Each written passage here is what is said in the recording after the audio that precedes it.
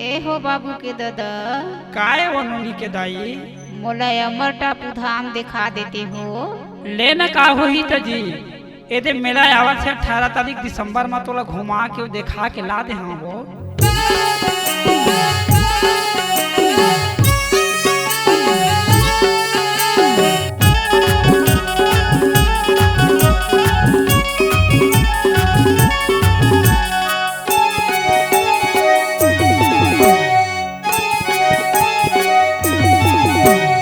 चलना देखाऊं तो लावो चलना घुमाऊं तो लना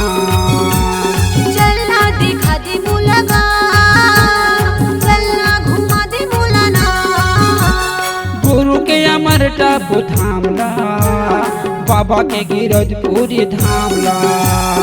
गुरु के अमर टापू धामला बाबा के गिरजपुरी धामला चलना दिखा दे बोलगा गुरु की अमर टापू धामला चलना घुमा दे बोलगा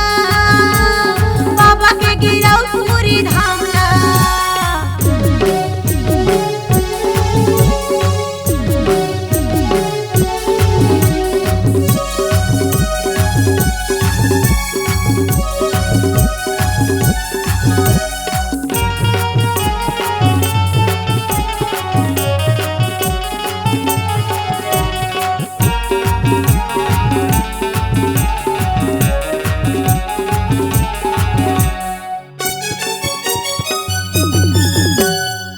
के जपैया बही बूही है सारवो भटकते हंसाला ले थी उबारगा भटकते हंसाला ले थी उबारगा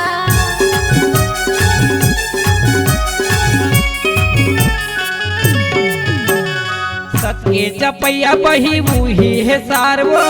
भटकते हंसाला ले थी उबारगा भटकते हंसाला ले थी उबारगा ते झन भूलावे बोलावो ते झन भूलावे बोलना ते झन भूलावे बोलावो ते झन भूलावे बोलना मैं नहीं भूलावा बोलना मैं नहीं भूलावा बोलना गुरु के अमर टापू धामला बाबा की गिरजपुर धामला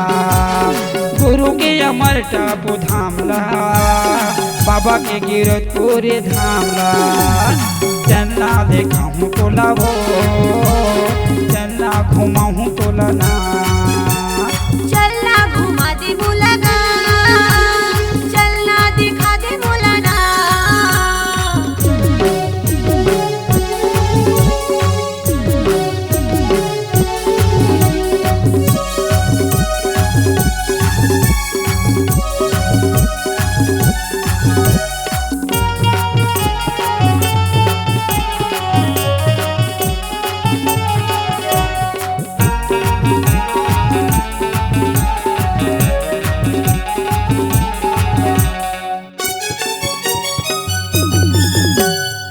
सतहा भारी हव जाने जहान वो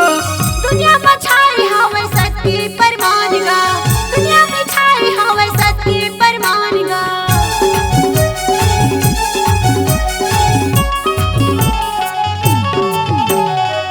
सतहा भारी हव जाने जहान वो दुनिया में छाई हवे सत्य परमान गा दुनिया में छाई हवे सत्य परमान गा चलना तर जाही चोलावो चलना तर जाही चोलना